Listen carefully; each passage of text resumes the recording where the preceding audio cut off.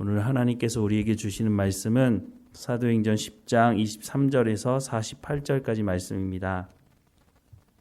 사도행전 10장 23절에서 48절까지 말씀 우리 함께 읽겠습니다. 베드로가 불러들여 유숙하게 아니라 이튿날 일어나 그들과 함께 갈새 요바에서 온 어떤 형제들도 함께 가니라. 이튿날 가이사랴에 들어가니 고넬료가 그의 친척과 가까운 친구들을 모아 기다리더니 마침 베드로가 들어올 때에 고넬료가 맞아 발 앞에 엎드려 절하니 베드로가 일으켜 이르되 일어서라 나도 사람이라 하고 더불어 말하며 들어가 여러 사람이 모인 것을 보고 이르되 유대인으로서 이방인과 교제하며 가까이 하는 것이 위법인 줄은 너희도 알거니와 하나님께서 내게 지시하사 아무도 속되다 하거나 깨끗하지 않다 하지 말라 하시기로 부름을 사양하지 아니하고 왔노라. 묻노니 무슨 일로 나를 불렀느냐?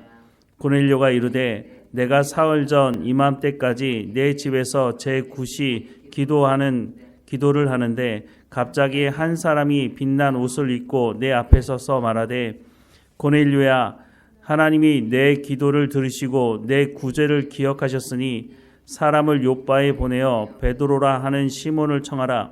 그가 바닷가 무두장이 시몬의 집에 유숙하니라 하시기로 내가 곧 당신에게 사람을 보내었는데 오셨으니 잘하였나이다. 이제 우리는 주께서 당신에게 명하신 모든 것을 듣고자 하여 다 하나님 앞에 있나이다. 베드로가 입을 열어 말하되 내가 참으로 하나님은 사람의 외모를 보지 아니하시고 각 나라 중 하나님을 경외하며 의를 행하는 사람은 다 받으시는 줄 깨달았도다. 만유의 주 되신 예수 그리스도로 말미암아 화평의 복음을 전하사 이스라엘 자손들에게 보내신 말씀 곧 요한이 그 세례를 반포한 후에 갈릴리에서 시작하여 온 유대에 두루 전파된 그것을 너희도 알거니와 하나님이 나사렛 예수에게 성령과 능력을 기름 붓듯 하셨음에 그가 두루 다니시며 선한 일을 행하시고 마귀에게 눌린 모든 사람을 고치셨으니 이는 하나님이 함께 하셨음이라. 우리는 유대인의 땅과 예루살렘에서 그가 행하신 모든 일의 증인이라. 그들이 나무에 달아 죽였으나 하나님이 사흘 만에 다시 살리사 나타내시되 모든 백성에게 하신 것이 아니요 오직 미리 택하신 증인 곧 죽은 자 가운데서 부활하신 후 그를 모시고 음식을 먹은 우리에게 하신 것이라. 우리에게 명하사 백성에게 전도하되 하나님이 살아있는 자와 죽은 자의 재판장으로 정하신 자가 곧 이 사람인 것을 증언하게 하셨고 그에 대하여 모든 선지자도 증언하되 그를 믿는 사람들이 다 그의 이름을 힘입어 죄 사함을 받았다 하였느니라. 베드로가 이 말을 할 때에 성령이 말씀을 듣는 모든 사람에게 내려오시니 베드로와 함께 온 할례 받은 신자들이 이방인들에게도 성령 부어 주심으로 말미암아 놀라니 이는 방언을 말하며 하나님 높임을 들음이로라. 이에 베드로가 이르되 이 사람들이 우리와 같이 성령을 받았으니 누가 능히 물로 세례 베풀물 금하리요 하고 명하여 예수 그리스도의 이름으로 세례를 베풀라 하니라. 그들이 베드로에게 며칠 더 머물기를 청하니라. 아멘. 예수님께서 승천하시기 전에 보혜사 성령이 오실 것이다 라고 하는 말씀을 하셨죠. 그래서 그 말씀을 들은 제자들이 예루살렘을 떠나지 않고 머물면서 기도했습니다. 그리고 나서 오순절 날이 이르렀을 때 성령이 임한 사건이 벌어졌습니다. 성령이 임하고 난 이후에 제자들의 삶은 완전히 바뀐 삶을 살았다는 것을 우리가 성경을 통해서 확인할 수가 있습니다. 예수님을 잡아 죽였던 종교 지도자들 앞에 섰을 때에 예수가 바로 우리를 구원하신 구원자라고 하는 것을 선포하게 됩니다. 바로 예수님을 잡아 죽였던 그 사람들이 제자들을 위협하고 심지어는 채찍질 했음에도 불구하고 오히려 위협당하고 채찍질을 당한 것이 복음을 전하는데 불쏘시개가 되어서 더 하나님의 말씀을 전하는 모습을 보게 됩니다. 이렇게 제자들이 복음을 전함으로 말미암아 오순절에 모였던 그 사람들 중에 하루에 3,000명이나 되는 사람들이 예수님을 영접하고 세례를 받는 사건이 일어나기도 했죠. 그렇지만 이 사람들은 예루살렘에서 벗어나려고 하지 않았습니다.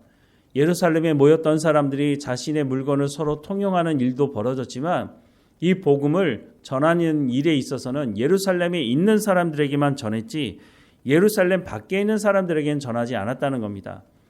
스데반이 순교당하고 난 이후에야 이 사람들이 흩어지면서 더 이상 예루살렘에 머물 수가 없으니 흩어지면서 복음을 전하기 시작하는데 가장 먼저 말씀하는 것은 사마리아 성에 이 복음이 전해졌다는 겁니다. 빌립이 사마리아 성에 가서 하나님의 말씀을 전했고 예수님을 믿는 사람들이 있자 이 소식을 들었던 베드로와 요한이 사마리아를 방문했고 하나님의 말씀을 전하자 성령이 임하는 사건이 또 그곳에서도 일어나게 됐죠. 더 나아가서 빌립은 에디오피아 간다게의 국고를 맡았던 내시를 만나서 예수님을 전하고 그 내시도 예수님을 영접하게 된 것이죠. 어떻게 보면 이방인에게 복음을 전했다라고 말할 수 있지만 이 에디오피아 내시는 이미 하나님을 알고 있었고 자기 개인적으로 예루살렘에 와서 예배하기 위해서 왔다고 하는 것을 보면 글쎄요, 이방인에게 복음을 전했다라고 말하기는 좀 쉽지 않아 보입니다. 어쨌든 유대교로 개종한 사람으로 보이기 때문인 것입니다. 여기서 멈추지 않고 복음이 더 확장되는 일을 오늘 본문은 말씀해 주고 있는데 이들 가운데 이제 제자들이 복음을 전하는 이들 가운데 예수님의 말씀을 제대로 깨닫지 못하고 있어서 이방인들에게도 복음을 전해야 되는 이 말씀을 그 사람들은 깨닫지 못하고 있었다고 하는 것입니다. 우리가 앞으로 보게 되겠지만 베드로가 이 고넬료라고 하는 이 사람은 완전히 이방인 아닙니까? 로마 군인이었고 백부장이었던 이 사람에게 복음을 전한 것 때문에 예루살렘 교회가 난리가 났습니다. 어떻게 이방인들과 함께 교제할 수 있느냐 하는 것이죠. 오늘 본문에서도 그 말씀을 하고 있는데요. 24절 이하의 말씀에 보니까 이튿날 가이사랴에 들어가니 고넬료가 그의 친척과 가까운 친구들을 모아 기다리더니 마침 베드로가 들어올 때에 고넬료가 맞아 발 앞에 엎드려 절하니 베드로가 일으켜 이르되 일어서라 나도 사람이라 하고 더불어 말하며 들어가 여러 사람이 모인 곳을 보고 이르되 유대인으로서 이방인과 교제하며 가까이 하는 것이 위법인 줄은 너희도 알거니와 하나님께서 내게 지시하사 아무도 속되다 하거나 깨끗하지 않다 하지 말라 하시기로 부름을 사양하지 아니하고 왔노라. 묻노니 무슨 일로 나를 불렀느냐라고 말씀하고 있습니다. 베드로조차 뭐라고 말하고 있습니까? 유대인으로서 이방인과 교제하며 가까이 하는 것이 위법인 줄 너희도 알지 않느냐라고 말하고 있는 겁니다. 베드로조차도 이방인들과 함께 교제하는 것이 위법이다라고 하는 이 생각을 가지고 있었다는 것입니다. 이 생각은 제자들뿐만 아니라 이스라엘 백성들 모두가 가지고 있었던 생각이라고 하는 것입니다. 물론 잘못된 것이죠. 하나님은 아브라함을 부르실 때부터 이방인에 대한 구원을 약속하고 있는데 창세기 12장 3절 말씀에 너를 축복하는 자에게는 내가 복을 내리고 너를 저주하는 자에게는 내가 저주하리니 땅의 모든 족속이 너로 말미암아 복을 얻을 것이라 하신지라 라고 말씀하고 있지 않습니까? 하나님께서 아브라함과 아브라함의 후손들만 구원하시는 것이 아니라 아브라함의 후손들을 통해서 땅의 모든 족속이 너로 말미암아 복을 얻게 될 것이다. 이 복이 뭡니까? 바로 하나님의 자녀가 되는 복을 의미하는 것입니다. 그래서 아브라함의 후손을 통해서 예수님이 이 땅에 오시게 된 것 아닙니까? 그러니 예수 그리스도를 영접하는 것, 그것이 복이면 당연히 이방인들에게도 이 복음을 전해야 했지만 우리만 구원받을 대상이라고 생각하는 이 잘못된 선민의식 때문에 제자들조차도 하나님의 말씀을 듣고 성령의 세례를 받은 이 제자들조차도 예루살렘에서 흩어지지 않고 유대인들에게만 복음을 전해야 한다고 하는 이 잘못된 생각에 사로잡혀 있었다고 하는 것입니다. 예수님께서도 이렇게 말씀하시는데 마태복음 28장 18절에서 20절 말씀해 보면 예수께서 나와 말씀하여 이르시되 하늘과 땅의 모든 권세를 내게 주셨으니 그러므로 너희는 가서 모든 민족을 제자로 삼아 아버지와 아들과 성령의 이름으로 세례를 베풀고 내가 너희에게 분부한 모든 것을 가르쳐 지키게 하라. 볼지어다 내가 세상 끝날까지 너희와 항상 함께 있으리라 하시니라 라고 말씀하지 않았습니까? 이것이 예수님께서 마지막으로 말씀하신 대사명, 대명령이라고 하는 것입니다. 그런데 유대인에게만 가서 복음을 전하라고 말씀하고 있습니까? 그러므로 너희는 가서 모든 민족을 제자로 삼으라고 말씀하고 있습니다. 모든 민족에게 가서 내가 너희에게 분부한 모든 것을 가르쳐 지키게 하라라고 하는 것을 분명히 말씀하고 있죠. 이 말씀을 베드로뿐만 아니라 다른 제자들도 다 들었죠. 그런데 여전히 이 사람들 안에는 잘못된 선민의식, 이방인들은 구원의 대상이 아니라고 하는 생각을 가지고 있었기 때문에 베드로가 고넬료를 만나서도 우리가 이방인과 함께 식사하고 교제하는 것이 위법인 줄 너희도 알지 않느냐라고 말을 하고 있는 겁니다. 그러면서 또 뭐라고 말합니까? 하나님께서 보여주신 그 환상 속에서 하나님께서 깨끗하게 하신 것을 부정하다고 하지 말라라고 말씀하시는 그 말씀을 오늘 본문에서도 베드로가 말하고 있지 않습니까? 그러면서도 여전히 이방인들과 함께 교제하는 것은 위법이다라고 말하고 있으니 앞뒤가 잘 맞지 않는 것 같아 보입니다. 오늘 말씀을 계속 보면 44절 이하의 말씀에 베드로가 이 말을 할 때에 성령이 말씀을 듣는 모든 사람에게 내려오시니 베드로와 함께 온 할례 받은 신자들이 이방인들에게도 성령 부어 주심으로 말미암아 놀라니 이는 방언을 말하며 하나님 높임을 들음이로라. 이에 베드로가 이르되 이 사람들이 우리와 같이 성령을 받았으니 누가 능히 물로 세례 베품을 금하리요 하고 명하여 예수 그리스도의 이름으로 세례를 베풀라 하니라. 그들이 베드로에게 며칠 더 머물기를 청하니라 라고 말씀을 하고 있습니다. 그제서야 성령이 임하고 난 이후에야 베드로가 그제서야 깨달아 안 것으로 보여집니다. 성령을 어떻게 맡겠습니까? 아무리 베드로라 할지라도 베드로가 이방인들에게는 복음을 전하는 것이 합당하지 않다고 말한다 할지라도 성령이 역사하시는데 그것을 어떻게 베드로가 막을 수 있겠느냐 하는 것입니다. 베드로가 그래도 하나님의 말씀을 듣고 순종하는 사람이기 때문에 이 역사를 보면서 하나님의 말씀에 순종하는 것을 보게 됩니다. 이렇게 해서 이방인 선교가 본격적으로 문이 열려지긴 하지만 이 이후로도 이 잘못된 선민의식을 바꾸는 데는 상당히 오랜 시간이 걸렸던 것으로 보입니다. 이 이후에 이방인들에게 복음을 전하기는 하지만 이방인들에게 자기들이 가지고 있었던 전통 중에 하나였던 할례를 강요하는 일이 벌어집니다. 이스라엘 백성들이야 태어나면서부터 8일 만에 할례를 받게 되지만 이 할례라고 하는 것이 과도한 출혈을 또 가져와서 목숨에 위협을 가할 수도 있는 것이기 때문에 이방인들 입장에서는 내가 예수는 믿겠지만 할례까지 받으라고? 내가 죽을지도 모르는데 그런 할례를 강요하고 있으니 이방인 선교가 확장되는데 큰 걸림돌이 될 수밖에 없었다고 하는 것입니다. 사도 바울이 복음을 전할 때 이 할례 문제 때문에 심각한 문제가 있어서 이것을 가지고 예루살렘에 와서 종교 회의를 하면서 우리가 이방인에게 복음을 전할 때 이 할례 문제 때문에 이방인에게 복음 전하는데 큰 걸림돌이 된다. 할례를 받고 안 받고 하는 것은 중요한 문제가 아니지 않느냐. 이런 종교 회의가 열려지고 결국에는 할례 받지 않아도 된다라고 결론을 내리게 됩니다. 이렇게 결론을 내렸음에도 불구하고 서신서를 보면 이 할례의 문제가 여전히 있었다고 하는 것을 알 수가 있습니다. 우리 안에 잘못된 생각이 자리 잡히게 되면 그 잘못된 생각을 고치는 것이 얼마나 어려운 것인지를 말씀해주고 있는 것이죠. 오늘 우리도 마찬가지입니다.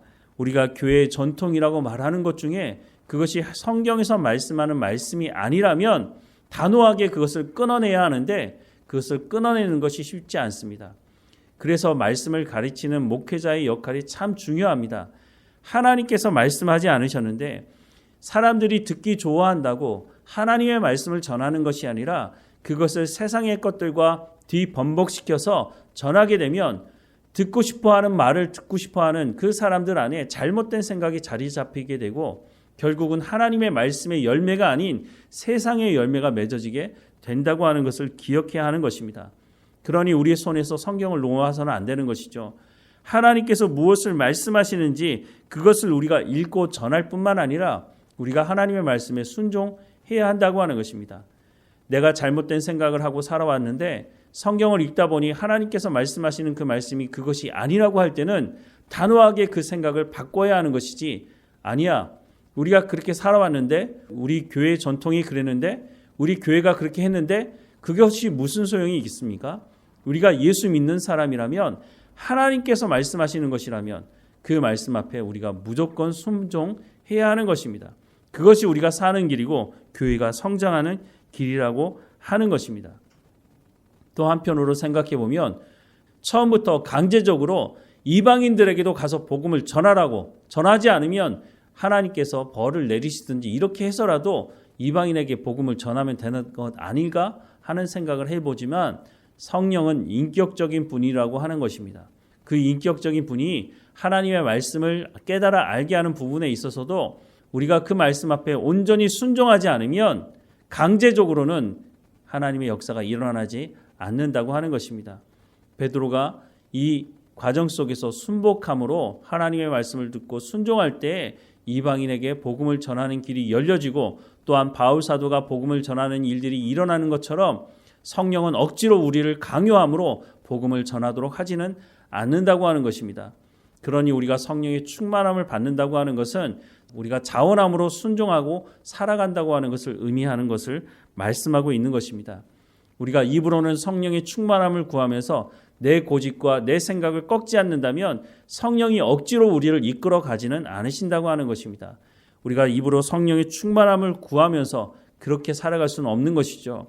우리가 성령의 충만함을 구하며 순복하는, 우리가 자원함으로 순복함으로 하나님 말씀에 순종하고 우리의 잘못된 생각을 바꾸어서 하나님의 나라를 우리의 삶을 통해서 이루어가는 우리의 삶이 되기를 주님의 이름으로 축원합니다. 기도하겠습니다.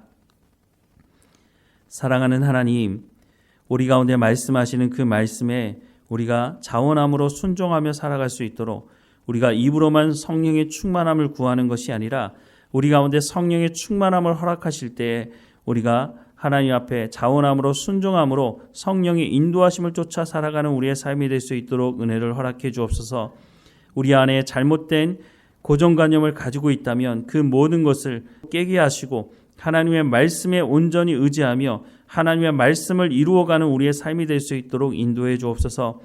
오늘도 우리가 살아가는 삶의 현장에서 우리가 만나는 사람들과의 모든 관계 속에서 우리가 소금으로 빛의 역할을 감당하게 하셔서 우리가 복음을 전하는 온전한 통로의 역할을 감당할 수 있도록 우리의 입술에 하나님의 말씀을 붙여주시고 우리의 손과 발을 통해서 복음이 흘러갈 수 있도록 은혜를 허락해 주옵소서. 하나님 앞에 엎드려 기도하는 우리의 기도의 제목에 하나님 응답해 주시되 그 기도의 응답을 통해서 하나님의 역사가 일어날 수 있도록 은혜를 허락해 주옵소서. 몸이 연약한 성도들 한 사람 한 사람마다 지켜주셔서 강건해지게 하시고 지혜와 명철을 허락해 주셔서 우리의 삶을 통해서 오직 하나님의 영광만 드러날 수 있도록 인도해 주옵소서. 우리의 자녀들 어느 곳에 있든지 하나님 지켜주시고 하나님의 말씀을 듣기를 사모하며 하나님 말씀 듣고 순종의 열매를 맺어가는 삶이 될 수 있도록 은혜를 허락해 주옵소서. 늘 우리와 함께 하시는 하나님께 감사드리고 예수님의 이름으로 기도드립니다. 아멘.